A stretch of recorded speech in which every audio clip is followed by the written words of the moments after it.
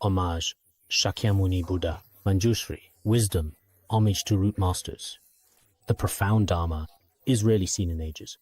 See here, no Tathagata's meaning. In order to liberate all sentient beings, generate supreme bodhicitta. Next, we will study the words of my perfect teacher together. Currently, we are discussing the proper way to listen to the Dharma, specifically how to eliminate the three faults of the Dharma vessel. Brief summary done. Now, we can say that this is the detailed explanation of the above three faults. Just as the Indian master Dampa Rinpoche also once said, Indian Dampa Sangye, one could say, perhaps, was a very renowned, highly respected, and influential, great, accomplished master in the history of Tibetan Buddhism. According to various historical records and documented accounts, it is believed that he may have come to Tibet as many as 5 separate times. Some Tibetan historical accounts say that he lived for over 500 years. There are such accounts as well. According to some Chinese Buddhist historical records, he manifested parinirvana in Vajrakave at Mount Wutai. It is said he entered Vajrakave without abandoning his physical body.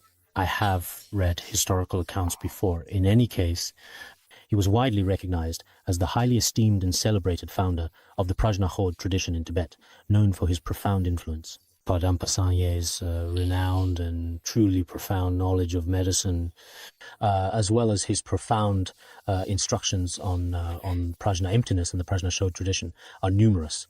The Venerable One said this: when listening to Dharma, be like a wild animal hearing sound. When contemplating, be like a northerner shearing wool. When meditating, be like a fool, savoring the taste. When practicing, be like a hungry cow eating grass. When achieving realization, be like the sun emerging as clouds disperse. In this section, you will find that a total of 5 different analogies are provided, each designed to help illustrate and clarify the main concepts being discussed. They illustrate listening to the Dharma, contemplating the Dharma, and practicing the Dharma, carrying out the Dharma, and finally attaining realization. These are crucial. In fact, as you may already know, many different Dharma instruction texts and teachings often talk about the view, the practice, and the fruition. This is, in essence, the same principle. At the very beginning, one must expound the view and listen to teachings, because correct view truly arises through hearing the teachings. When we are born in this world as children, do we possess the true right view of the Dharma? Absolutely not. Except for a very few individuals, such as the reincarnated Tulkus of great masters who can truly recall their past lives. Just ordinary people simply, at the beginning, don't just talk about the Buddhist view. They don't even really understand some of the basic principles of the world. Therefore, much of the right view significantly depends on the teachings of qualified spiritual teachers. Only after hearing these profound teachings can right view arise within our own mental continuum. All of you present here truly are indeed in this world. Amidst so many complex fields of knowledge and theories, among all this vast and diverse knowledge that we have come across and explored, we have been able to encounter the profound wisdom of the Dharma, which continues to guide and inspire us, which should be the result of the merit and positive karma accumulated in our past lives. Otherwise, it truly is very rare and difficult. I often reflect on this myself.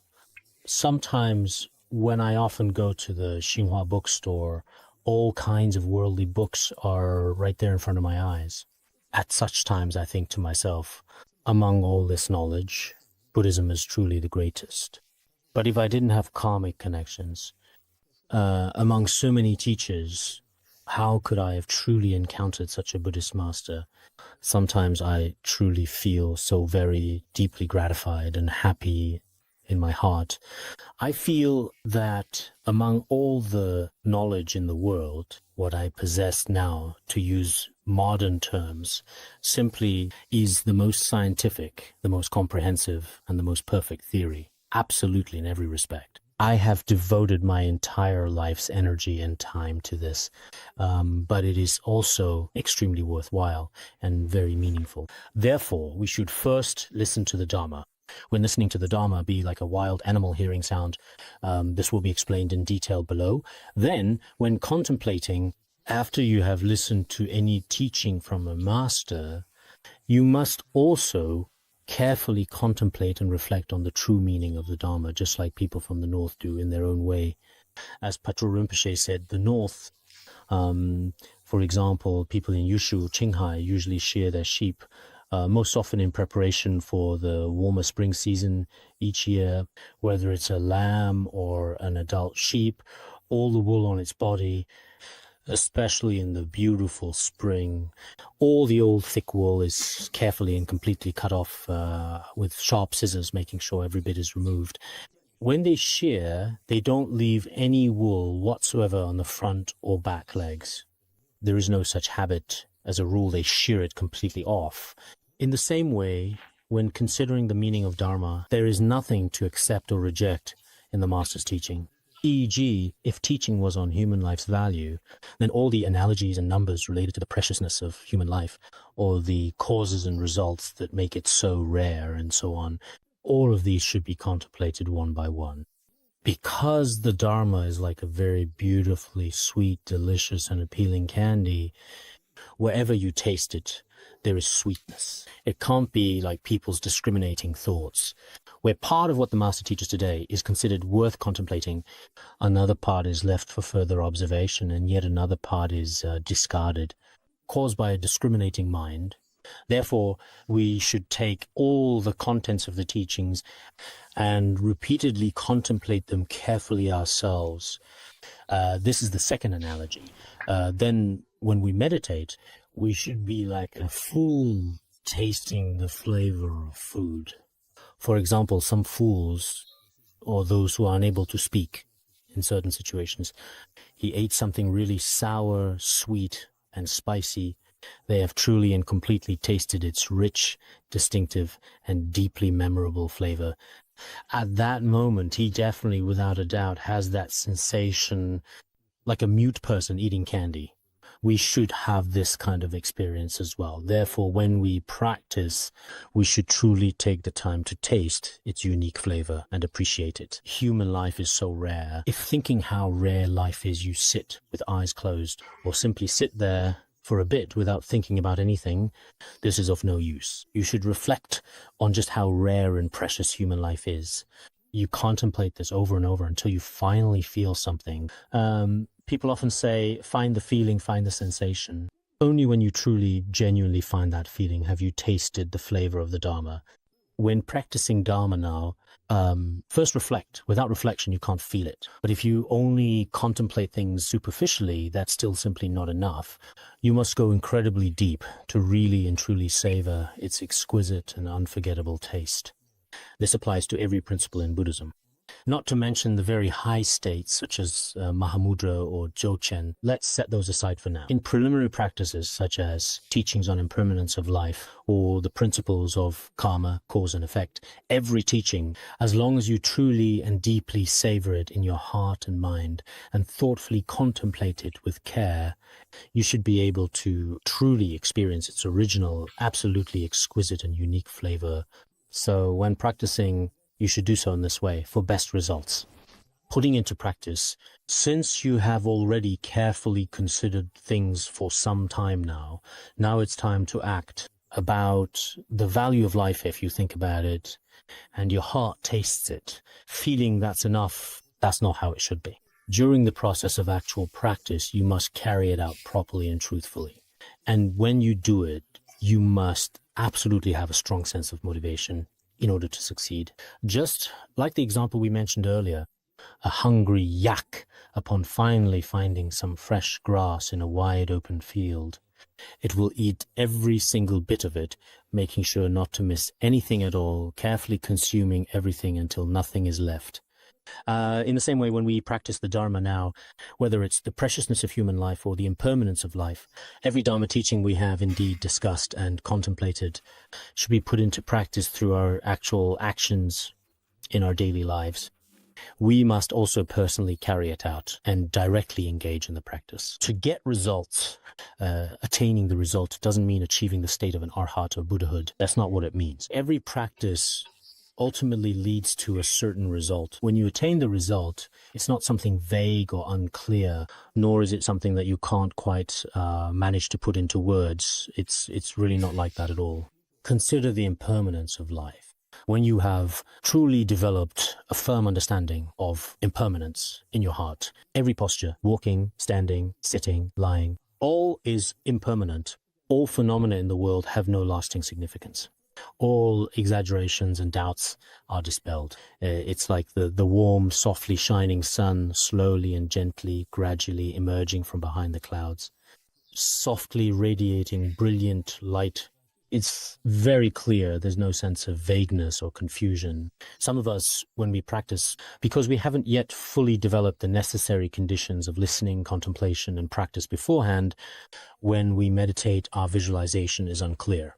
Dharma practice, when result, it still feels vague and unclear, as if you're lost in fog and clouds. That means the result has not truly manifested yet. It simply has not fully appeared. The 5 stages of Buddhist practice are explained through 5 different analogies. In the words of my perfect teacher, every sentence and analogy should carry a very profound and significant meaning. If we, as dedicated practitioners, gradually take the time to carefully and patiently, thoroughly understand each principle, and after truly understanding them, if you carefully contemplate them in your heart, your actions will almost inevitably begin to change. So this time, when teaching the words of my perfect teacher, I want to discuss it in more detail.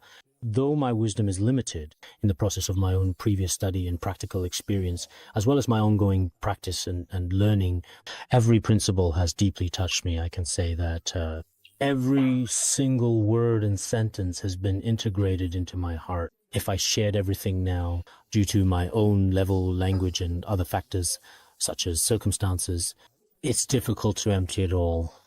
But I think that if we all contemplate together, sometimes it might really help to open up new ways of thinking. We study together. In some situations, it may also sometimes be helpful for our understanding if we take a little extra time to think things. So this is explained using 5 analogies. But here we focus on listening to the Dharma. When listening to the Dharma, you must be attentive. This is the point. The other 4 analogies are not discussed in detail here. This means when you listen to the Dharma, you should listen like a wild animal listening to a sound. How does a wild animal react to sound? Wild animals are fond of the sound of the pipa. Even if a hunter shoots a poisoned arrow nearby, the animal doesn't notice. It still listens with calm, steady focus. Generally speaking, when wild animals in particular happen to hear the beautiful and melodious sound of the pipa, they tend to, in fact, have a habit of really very much enjoying it. There's also this saying, in ancient times, some very skilled, highly trained and experienced hunters would play some music for the animal while holding a poisoned arrow and then shoot and kill it. There are such accounts as well. In any case, when it hears that kind of sound, it just keeps listening with complete focus and attention in its heart. It doesn't get distracted, nor does it run away. The level of concentration it demonstrates is so intense and remarkable that it is genuinely difficult, if not nearly impossible, to accurately capture or express just how focused it is using mere words alone. So through this analogy here, we should essentially understand that in this context, in the process of listening to the Dharma, we should also strive to achieve this. Unable to control oneself, with hair standing on end and tears streaming down the face, joining both hands in prayer and listening intently. When we are listening to the Buddha's teachings, in fact, his behavior and attitude are very important. You must do this, even in front of the Guru, or now when the Guru's words are spoken aloud with deep reverence, are transmitted to your ears through various means. You must have an extremely devout, deeply respectful, and truly pure faith, one that is unwavering and sincere. This is very important, because when you truly possess such a rare, extraordinary, and deeply devout faith, a faith that is unwavering and sincere, your actions and your attitude will certainly reflect it as well. Some people never listened to the Dharma before. When they first meet a guru and hear the guru expound Buddha's teachings, they feel as if they have truly obtained the rare and precious nectar, the very essence of immortality. One could say their hair stands on end, their eyes fill with tears, and they are absorbed. They will definitely put their palms together in reverence and listen respectfully and attentively. For many people, you can tell from their actions, their gaze, and the way they sit. From his various expressions, we can understand whether this person has confidence. In fact, actually, whenever any spiritual guru or teacher teaches or expounds upon any Dharma, we must always conduct ourselves in this way. Otherwise, it will show in our attitude. Every time you attend a teaching, if you do so reluctantly, or if you doze off, or have a particularly unhappy, distant look in your eyes, even just for a moment, or if they insist on quietly hiding away in a corner where the teacher simply can't see them at all. Sometimes, due to various reasons related to the temple hall, they have no choice but to hide. But sometimes, honestly, there's really no need to hide each and every single day. It's not like you're a thief. Logically speaking, if all the conditions are met, you should face the teacher with a smile and greet them and listen with a very joyful, cheerful, and happy attitude and expression. In this way, the teachings given by some teachers become much easier for students to accept. Actually, the relationship between teachers and students is like this as well. Sometimes when we visit schools and see teachers giving lectures, just by looking at the students' attitudes, you can tell that some students definitely won't learn anything. You can see that they're either not sitting properly in their seats or just gazing outside the window. And when they look at the teacher, it's always with a particularly hostile or contemptuous expression. This is, without a doubt, indeed the teacher's knowledge. It's still really very difficult to get it into your heart. By using worldly examples, we can also illustrate the same principle. When giving teachings or lectures, your focus and posture are extremely important. Because when listening to the Dharma, it's not just people who show respect. In fact, many non-human beings in this world, they too are very respectful toward those who listen to the Buddha's teachings. I remember that in the Buddhist scripture known as the Sutra of Unprecedented Causes, which is a well-known and respected text, there is a story that goes like this. The scripture describes many sacred merits of listening to the Dharma. One of the verses actually goes like this. By truly listening and opening oneself to the teachings, one is able to recognize and gradually let go of actions and thoughts that do not align with Dharma. Through this attentive process, a person moves. Sages respectfully serve those who listen, and so do the gods. By listening to the Dharma, we abandon all unwholesome actions, and it enables us to reach the deathless state of liberation. Wherever someone is listening to the Dharma with attention, those in the world who possess remarkable virtue, for example, wise and venerable sages, and greatly respected Brahmins, they're also extremely respectful. Even deities come to listen to the Dharma. When we perform virtuous deeds, generally celestial beings are proud and do not come. But when someone is listening to the Dharma, even the gods, such as those from the heavens, come to respectfully listen in front of the listener. Therefore, as is stated in the well-known Buddhist scripture called Samantabhadra's Aspiration to Noble Deeds, which offers guidance on virtuous actions and is often referenced for heavenly dragons, yakshas, kumhandas, as well as humans and non-humans alike, all of these beings, whether they dwell in the heavens, on the earth, or in other realms, are included and addressed here. Generally speaking, many lamas in Tibetan Buddhism, as a rule, are practicing monks. When they begin to give teachings, must recite this verse first. Dragons, yakshas, kumhandas, juandodam mayaganandang, zuavaginye tangnamgye, tan jagadada gachudan do proclaim the Dharma in all sounds. They recite it once. Many lamas do, but since I do not truly possess the full qualities of a lama, I do not dare to recite it like that. Here it says that one must listen attentively, with focus. This is very important. Indeed, here, as we have mentioned before, we have given examples Just like today, there are music fans and internet addicts in the world. There are many, many people who are obsessed. We call ourselves Dharma enthusiasts. After hearing the Dharma, you truly and deeply become immersed in it. Teacher talk, and without realizing it, you have already entered the mysterious world described by the teacher. It is important that your mind should remain focused at all times. Only then can you truly benefit from the Dharma. The Bodhisattva Bhumi Shastra also says, focus your ears carefully, paying close attention to every sound you hear. Keep your mind respectful and open, free from judgment or distraction. Listen with all your heart, truly embracing each word and feeling as you connect with the speaker. This means that your ear must be attentive. Your mind should carefully remember all the Dharma teachings being explained. And how should the mind remember them? By listening with genuine respect and consideration, with every thought and every attitude, in every interaction towards others. When listening and receiving the teachings, you must have a respectful and devout mind. Try your best to really eliminate all kinds of distracting and scattered thoughts. During this period of 1 or 2 hours, it's possible not to think of other matters. Be sure not to really bring a lot of other concerns into this setting. That is the point being made. After all, even if your body is among those listening to the Dharma, your mind will be filled with scattered thoughts, and your mouth may open the hidden door to idle chatter. Chattering nonsense while looking around absentmindedly, this is being inattentive. All of these behaviors are such inappropriate actions. You should listen with full concentration.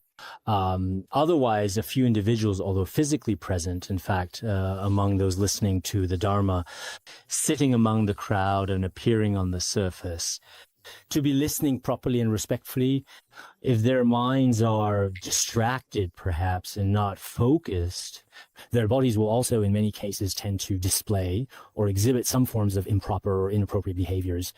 But no matter what, even though the body is sitting among those listening to the Dharma, the mind is constantly wandering, restless, and often thinking all sorts of random thoughts filled with distractions from moment to moment. Person present, mind elsewhere.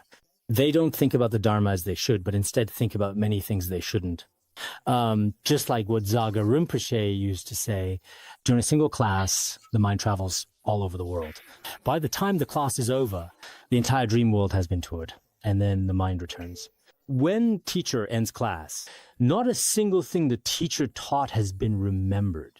At that moment, all the dreams and fantasies in your mind have already been thought through completely. This is simply unreasonable. You should be thinking about the meaning of the Dharma. People with heavy karmic end up daydreaming and thinking about things during class. This happens. For some, perhaps it's just a manifestation or simply an appearance, like Changyang Gyatso in the past, for example. Changyang Gyatso said that when he tried to recall his guru's face, which he should have remembered, he just couldn't picture it. But the face of his lover, which he shouldn't have been thinking about, always appeared vividly before his eyes. Some of Changyang Gyatso's songs appear to be worldly love songs on the surface, but some of them actually resonate deeply and profoundly with the mindset of ordinary people in a very real and relatable way. He also directly spoke about all kinds of worldly afflictions.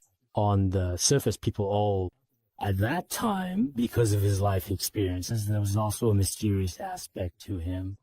In fact, his spiritual songs have even been passed down to this day.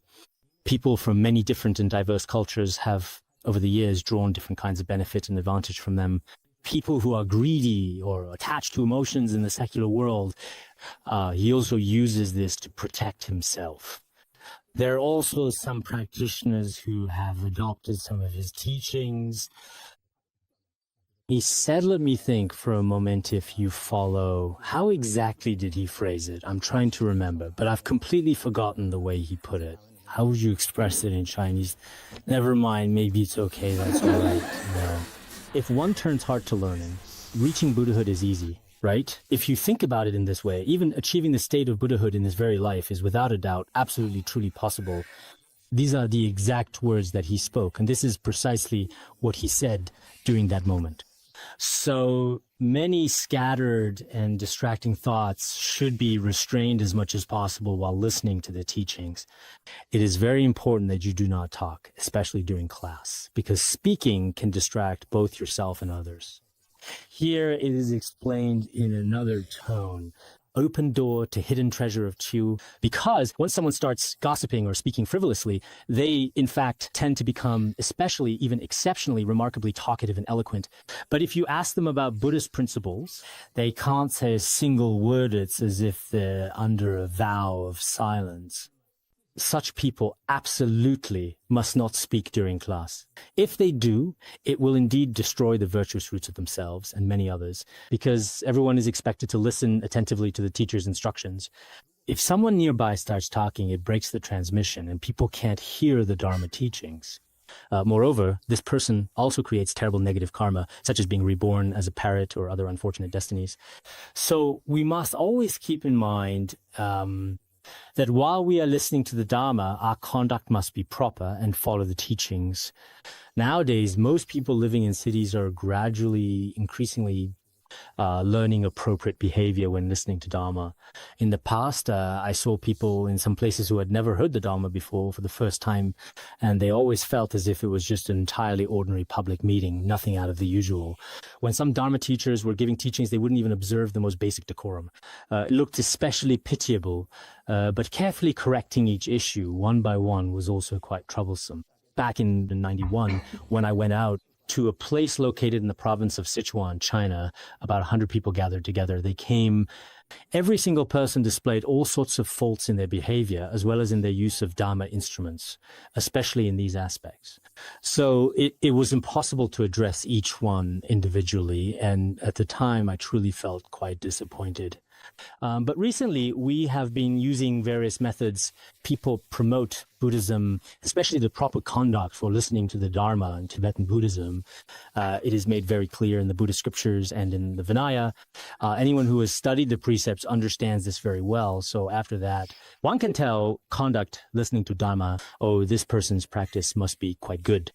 When listening to the Dharma, all of their actions are proper and in accordance with the teachings. You can see this just by observing their behavior, and you could even infer that, in fact, perhaps they have generated bodhicitta in their heart or has developed a pure view of the Mahayana Vajrayana teachings. It can be said this way. From now on, we should always do our very best to diligently and consistently carry out these proper and appropriate actions. While hearing the Dharma, reciting sutras and chanting mantras, all other virtuous activities set aside, and we focus on listening intently. As mentioned earlier, during the period of listening to the Dharma, that is, while you are carefully listening to the teachings, some improper behaviors, such as idly chatting with others, or simply standing around while listening to the teachings, or leaving in the middle of the teaching and breaking the transmission at will, or just walking around or even eating something in the middle of the session. All these kinds of improper behaviors must be eliminated. Even virtuous practices that we usually perform, such as reciting mantras or chanting the Buddha's name, as well as holding a mala or a prayer wheel in your hand and so on. Although these actions do have some merit and virtue while listening to the Dharma, since it is extremely important, the merit of listening to the Dharma far surpasses reciting a mantra or chanting the Buddha's name. These things simply cannot compare to it, not even in a million ways. That's why, for this reason, during the time of listening to the Dharma, all of these activities in Tibet, some villagers who don't understand the Dharma, when a Dharma teacher is giving a teaching, they seem to think that they are being very focused by just quietly holding a prayer wheel the whole time, listening to the teaching while spinning the prayer wheel at the same time. But this is not appropriate. Spinning a prayer wheel once brings great merit. But at that time, your mind should really be focused. All the masters and great monks have taught this. Then you should put down your prayer beads. Some people, when the Dharma is being taught, feel that this time shouldn't be wasted. So they keep their mouths moving quietly and softly, reciting all the while in a steady, gentle rhythm, gently, not making any sound. They recite. This is inappropriate. At that time, if you're holding a prayer book or holding scriptures or mantras, this shows that the person is ignorant and doesn't know how to listen to Dharma. If you truly understand the proper and correct way to listen to the Dharma, you'll realize that listening to the Dharma actually far surpasses these other merits. At that time, you really don't need to do anything else. There was once an old Khenpo in the past, when he was teaching the words of my perfect teacher, he also said that although he had recited several 100 million mantras in his lifetime, He was not our Venerable Precious Guru Jigme Phuntsok's disciple. He said he recited hundreds of millions of mantras now. What he felt confident about was hearing Dharma teachings. He felt that this merit was what he could rely on the most. At death or in future lives, the greatest and most reliable merit he had was having listened to the Dharma. Even though reciting hundreds of millions of mantras does bring merit, but this was not what he relied on the most in his approach. Indeed, some people recite mantras, but because they don't really understand the weight of virtue and non-virtue, the foundation of study and thinking is relatively weak. I think the reason is, including in our institute, I have seen this before, a very small number of people think that reciting mantras is very important at that time. They listen to teachings while reciting mantras or spinning prayer wheels at the same exact time. All of these are not allowed. In the future, when attending any teaching, unless the teacher has given permission, like reciting lineage prayers, when your mind is not focused and you need to understand the teachings, there are permissions to recite mantras. This is in Tibetan Buddhism too. But except these cases, when a Dharma teacher is giving any teaching, you must be completely and thoroughly attentive, paying careful and focused attention at all times, remaining fully present. I've even seen some people in Han regions who sit on the sofa gently holding a prayer wheel and broadcast the teacher's lecture on the TV right in front of us, thinking that prayer beads left hand, prayer wheel right hand, watching the TV with their eyes and listening to the sound with their ears, thinking all six senses already received the Dharma, but I don't think that's important. When attending a teaching, you should ignore other matters, including when watching TV. If you truly want to receive the teaching at that time, you must set aside everything else completely. Then, with single-minded focus, you read the Dharma text while listening. This is an absolutely very proper way to practice. Some people don't look at the Dharma text, and that's also unreasonable. Listening to Dharma, generally, the teacher explains every word and every sentence to you. Explaining, unless you can recite all the Dharma teachings fluently from memory, it's a different story. But generally speaking, ordinary people are still quite unfamiliar with the Dharma teachings. So you should read the book yourself while listening to the teacher's lecture. There are moments during a lesson when you might find yourself looking at the teacher, perhaps to better understand what they are saying or to follow along. After listening, you should make sure to steadfastly and clearly remember the Dharma teachings, keeping them always in your heart. After listening, it's not enough to have just heard it. You need to truly understand and absorb what was said. If it goes in one ear and out the other, then it's all gone. I have listened to it all truly. But after listening, if you haven't remembered a single word or a single scriptural reference, that's not acceptable either. Moreover, what you remember should be put into practice in your daily life, and you should regularly and consistently practice it in real life. Just as Shakyamuni Buddha himself also said, I teach you the practical and effective methods of liberation, but always remember that true liberation ultimately depends on yourself. Listening to the Dharma is indeed very important. Any teacher, if he truly wants to help and guide his disciples with genuine care at every single step along the way, the most effective approach is to guide them by teaching the Dharma, as this helps them understand the true path and find wisdom in their lives. Of course, there are other cases, though they are extremely rare. For example, among the disciples of the Kagyu lineage, Marpa and Milarepa let him continue to work hard. And in the end, the master revealed the mind's nature with teachings. Such cases are indeed very rare and generally not praised by others. It should be said that the relationship and communication between all teachers and disciples should be based on the Dharma, and this is very important. Teacher must teach, and the disciple should apply it in their life. This is the merit of relying on a teacher. These are the benefits of relying on a teacher, not only for being a disciple and relying on an ordinary teacher in this way, also to Master Shakyamuni Buddha. He is the compassionate, wise, and benevolent protector of all sentient beings in the 3,000 great thousand worlds. He also did not use other methods such as showing miracles or benefiting sentient beings through other means. He did not do so. The way he benefited sentient beings was by turning the wheel of Dharma. Turning the wheel of Dharma 3 times is the way to benefit sentient beings. Our teacher, Shakyamuni Buddha, I have already taught you the skillful means for liberation. Now, liberation absolutely depends on you. Liberation truly relies on your own ability. If you do not make an effort yourself, if you do not practice diligently, even though I am a fully accomplished Buddha, it will be of no use. There is nothing I can do. So everyone must thoroughly understand and truly grasp this method. The Buddha is the sole refuge of the three realms, but for beings, the true way he guides and liberates others is by teaching the Dharma. Nagarjuna Bodhisattva also said, liberation truly depends on oneself. No one else can genuinely assist or help you in this important journey. Self-liberate. If others truly and genuinely wish to pull you up or help take you safely across, that is impossible. No matter how virtuous a spiritual teacher may be, they cannot do it either. Throughout the cycle of samsara, it means coming and going by oneself. There was once a very famous Chinese Buddhist nun named Master Yuanzhao. When she unexpectedly passed away, her heart remained intact, which was quite renowned. She once said a phrase, self-coming, self-going, self-samadhi, self-cultivating, self-realizing, self-vajra. There is such a saying, and its meaning, in fact, can also be interpreted or understood in this particular way. By cultivating and realizing yourself, you can attain the Vajra fruit of Buddhahood, and through practice, you can achieve enlightenment.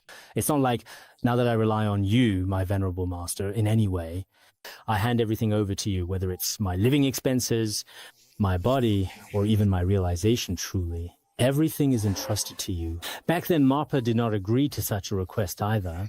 So in reality, nowadays, there are many masters who accept disciples, and this is truly admirable. But why do you take on new disciples? You really should be thinking about helping them. It's not about taking on a disciple so that they can fetch water for me, carry my bag, or bring me things. If that's the purpose, then that's not what being a disciple truly means. In reality, if you wish to accept disciples, it should be through the Dharma. I think this is truly excellent. Otherwise, other kinds of relationships do not necessarily constitute a teacher-disciple relationship. A master teaches the Dharma to disciples, which means guiding them on how to listen to and practice the teachings, how to abandon evil and embrace good, and how to put these into practice in their lives. This is the duty and conduct of a master in every circumstance. When a master accepts a disciple, it is certainly with the intent of helping the disciple. So how exactly can a master help a disciple? There are a few great masters. He makes his disciples work diligently and consistently every single day. One day, perhaps to make a strong point or out of frustration, the teacher might even go so far as to take off their own shoe and, in a surprising gesture, slap the disciple with it, leaving a lasting impression. Could the disciple attain enlightenment at that moment? Such actions are found only among a very few accomplished masters. But generally speaking, as a master, one sees that disciples are quite pitiable. They understand neither Dharma nor worldly or spiritual matters. Therefore, the very first and only way to guide a disciple is to teach them how to properly listen to the Dharma. When listening to the Dharma, they should not wear hats or shoes.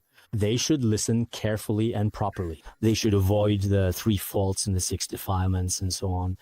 Explain rules of Dharma listening. Then how to practice? First, they should begin with the preliminary practices, not with the main practices. Because the disciple doesn't understand, and when they hear others say the main practices are complete, disciple wants start practices. Therefore, the master should have them start with the preliminary practices. Teach them to abandon evil and cultivate virtue, to eliminate the 10 non-virtuous actions, how to practice virtuous deeds and how to cultivate bodhicitta, explain each one. After explaining all this, your genuine and sincere reliance on the master will in fact truly and indeed have a significant effect. Some disciples have often relied on their master for over 10 or even 20 years. Every day they follow him around carrying a bag and running after their teacher. But the teacher has never once given them a single teaching, such as abandon all evil, practice all good. It's really a pity. Perhaps the teacher is unable to teach these teachings.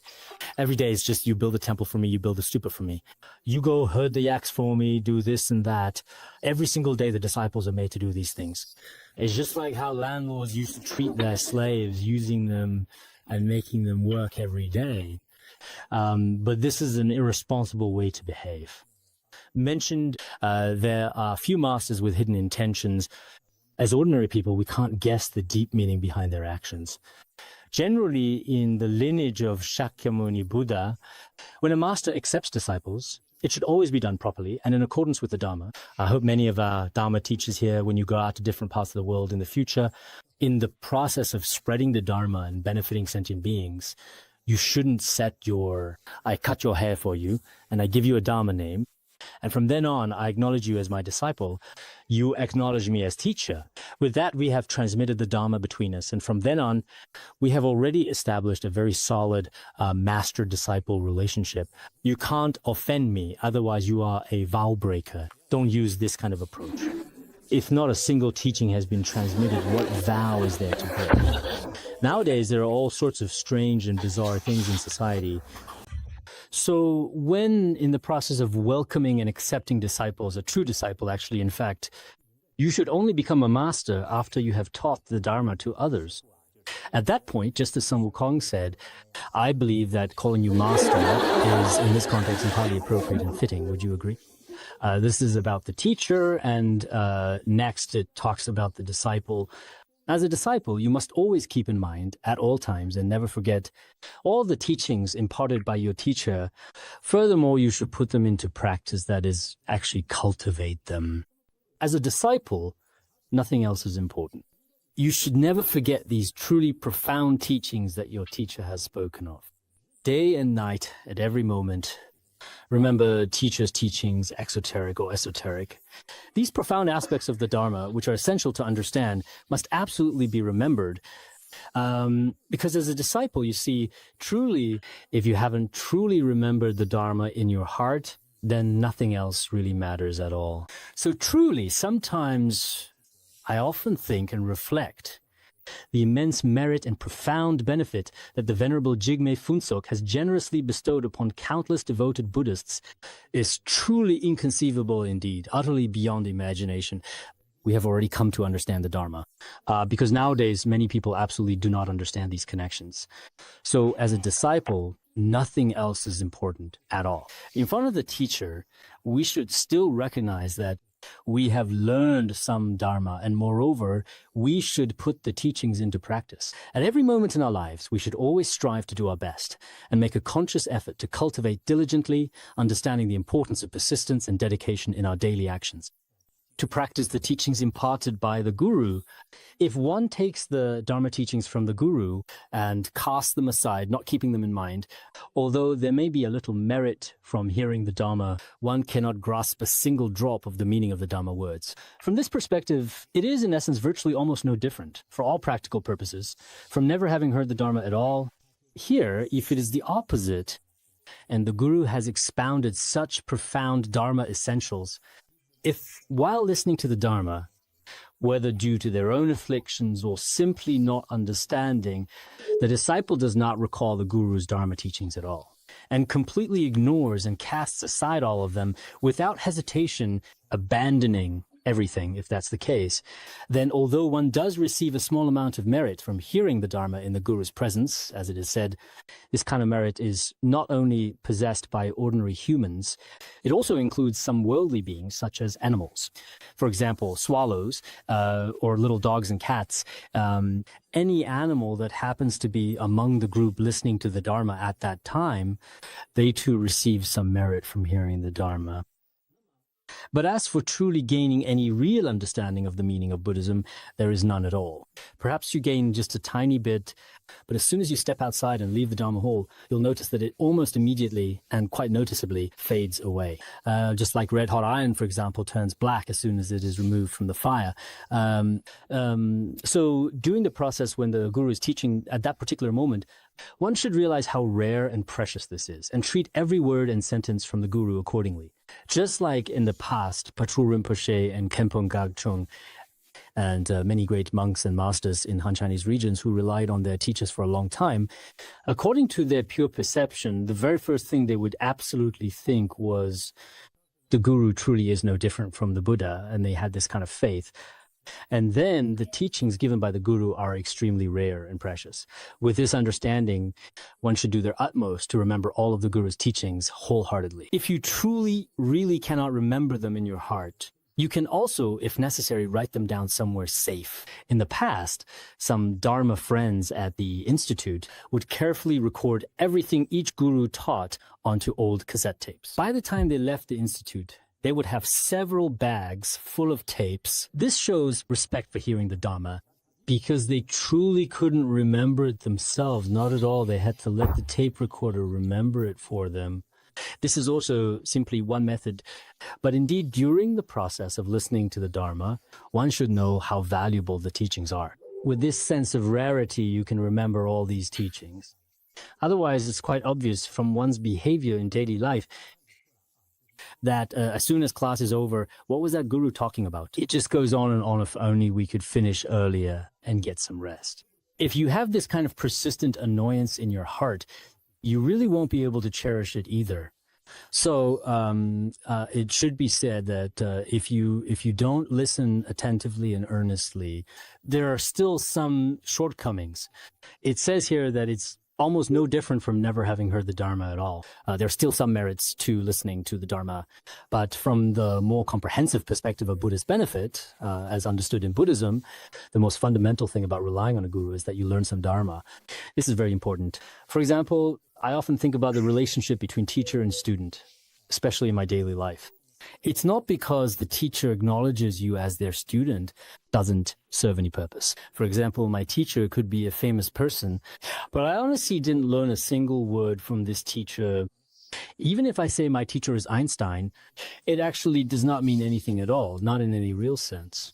If this teacher truly skillfully helps me learn knowledge, then it's worthwhile to build this kind of relationship. So when a guru accepts a disciple, look at this disciple who has really learned some Buddhist knowledge from this guru, and whether some afflictions or troubling thoughts in their own mind have gradually lessened over time, and whether they have noticed that their wisdom and understanding.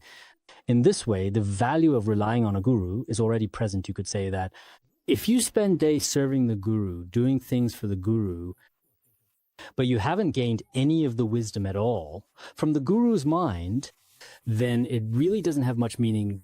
Especially in this degenerate age, it's essential for gurus to widely teach the Dharma, because so many people don't understand the Dharma. If the gurus don't teach, that's also unreasonable. Of course, it's not necessarily required, in most cases, to have the title of guru. It's also not necessary to have the name of guru. Every lay practitioner and monastic has this responsibility. Because the Dharma is our wish-fulfilling jewel for everyone, it's not just the responsibility of a few gurus. It's not like that. In fact, the Dharma is something that everyone who protects it has an inescapable responsibility for. So when the conditions are right, even if you haven't yet become an Acharya or received the official title of Acharya, when the opportunity arises, in different situations, even if it's just meeting a beggar on the street, even when you give him even just a dime, say, recite Amitabha Buddha for me. If you don't, I absolutely won't give it to you. This too is a way to spread the Dharma, because usually with other high monks, great masters, or high-ranking officials, you don't have the opportunity to turn the wheel of Dharma for them. Beggars are very vulnerable, so with this particular person, even if you speak to him a bit forcefully, he won't resist. This too, in its own way, is a way of spreading the Dharma. So in our daily lives, we must hold a sense of respect and a protective attitude toward the wish-fulfilling jewel of the Dharma, and also have the strong intention to spread it. This is very important to make it clear why this matters. Even if you still remember the teachings you've heard, if they are mixed together with afflictive emotions, you still cannot truly enter the genuine Dharma, not even in the slightest, in any way. Just now, we said that first you should listen to the Dharma and then remember it. But in the process of remembering, you absolutely must not mix in any afflictive emotions. The meaning above can also be illustrated with a worldly analogy. For example, carefully ladling soup into a bowl. If the bowl is turned upside down, all the soup will spill out behind it, and not a single drop will remain inside.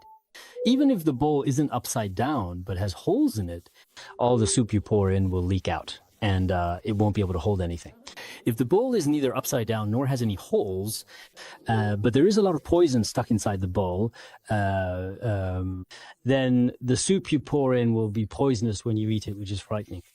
So all of these faults must absolutely be eliminated. When we listen to the Dharma in our daily lives, We must not only focus, but also remember the Dharma teachings given by the teacher.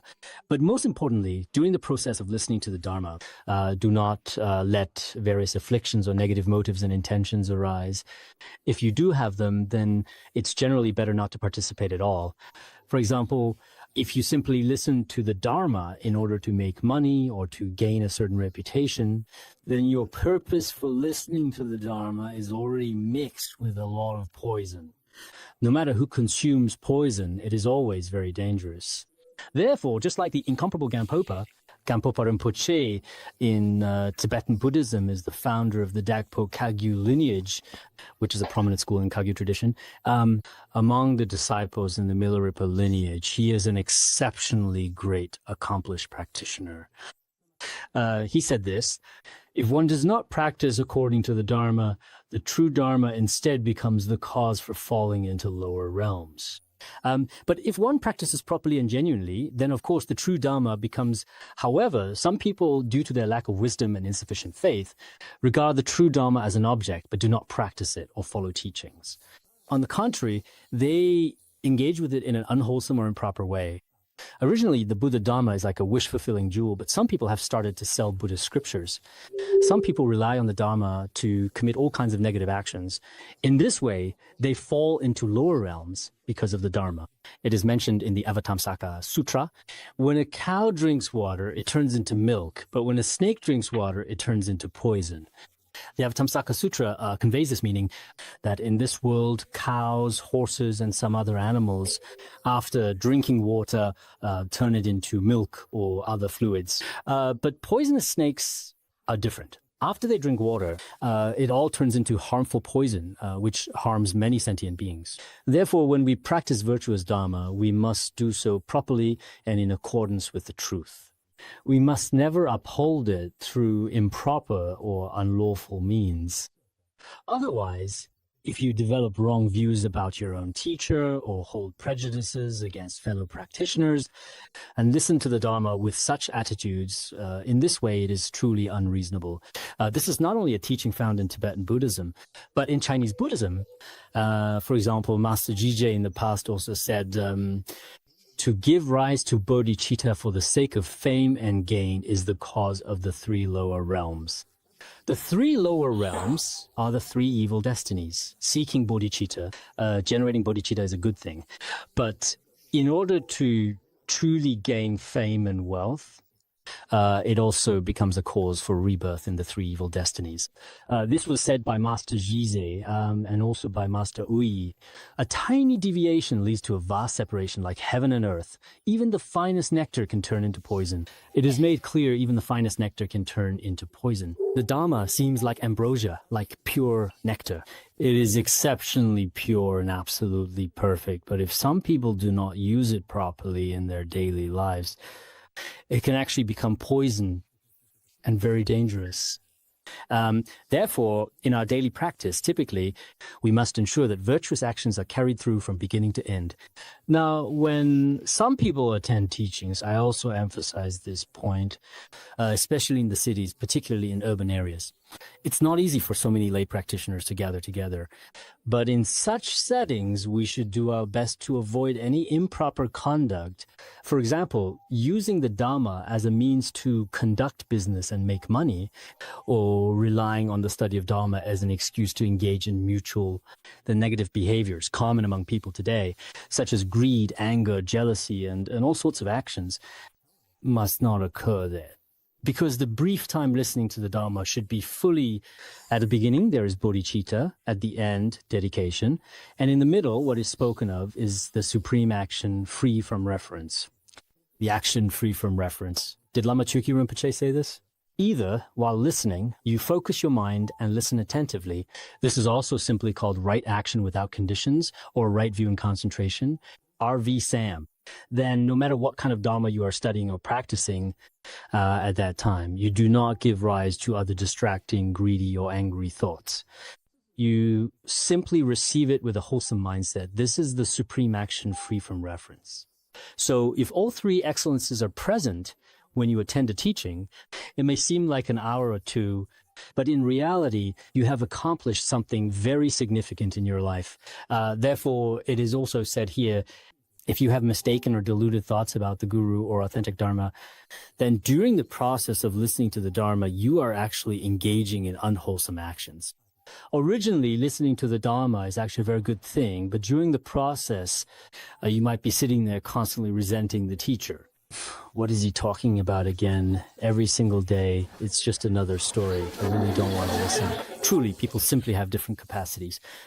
Relying on the Dharma, some people end up creating great negative karma for themselves. It's as if the teacher's giving you Dharma teachings, but each day feels like he's teaching something negative.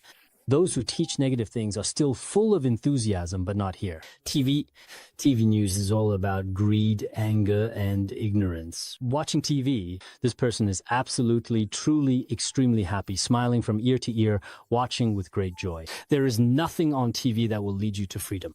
Yet, when watching TV, he's especially happy. But as soon as he hears the Dharma, he looks at the Dharma teacher with a particularly contemptuous gaze, almost as if he hates them. This shows that karmic forces are manifesting. He's using the authentic Dharma. Truly, it doesn't really matter who it is or which Dharma teacher it is. Everything they say is truly virtuous Dharma. Even if he's an ordinary person, when he is teaching the Dharma, he is like the Buddha's bodhisattvas. A couple of days ago, I spoke about the teachings of Milarepa. It's like this. So there is really no need at all to treat your teacher as a bad person in any way. What he's transmitting to you is virtuous Dharma. He is certainly not teaching you to kill or to steal. No, it's really not like that at all, not in any way. If someone did that, maybe you would actually be quite happy. To have inverted and deluded thoughts about the teacher's true Dharma is also very frightening. And then towards your fellow practitioners, those who share your aspirations and path, you often ridicule and mock them, make sarcastic and cutting remarks, and look down on them with clear disdain. What does this person next to me know? Left is a bad person. Right is too. I hit someone greedy behind someone angry. Everyone is a bad person only. I am truly remarkable. I must be like a single sandalwood tree among a grove of plantain trees. Thinking so highly of oneself now, this is what we call arrogance. All discriminating thoughts are causes of rebirth in the lower realms. When listening to the Dharma, everyone should know to eliminate arrogance. Whether to all Dharma friends or to all the teachings and teachers, we should maintain a heart of respect and devotion. Therefore, it is absolutely essential to cut off all impure defilements. It's like a container that must be thoroughly cleaned in every way possible. Once it's clean, you can fill it with nectar, medicine, or anything else. But if the container isn't absolutely clean, no matter what you put inside, in the end, it could all ultimately become poisonous food. So before each person listens to the Dharma, Patrul Rinpoche instructs to examine mind streams.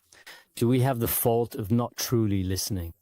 Is our fault a distracted mind or being disturbed by afflictions? These three major faults are very dangerous, and we must thoroughly cleanse them. Therefore, starting tomorrow, before everyone attends class, look at your Dharma vessel. Has it been cleaned properly? If it hasn't been cleaned, you really should do everything you can and use the towel of right awareness and mindfulness to thoroughly wash and wipe it. Otherwise, even if you listen diligently, if you approach it with negative, deluded thoughts, you may end up creating great negative karma, which is truly not worth it. You must act with proper reasoning and Dharma. All right, we'll stop here for today.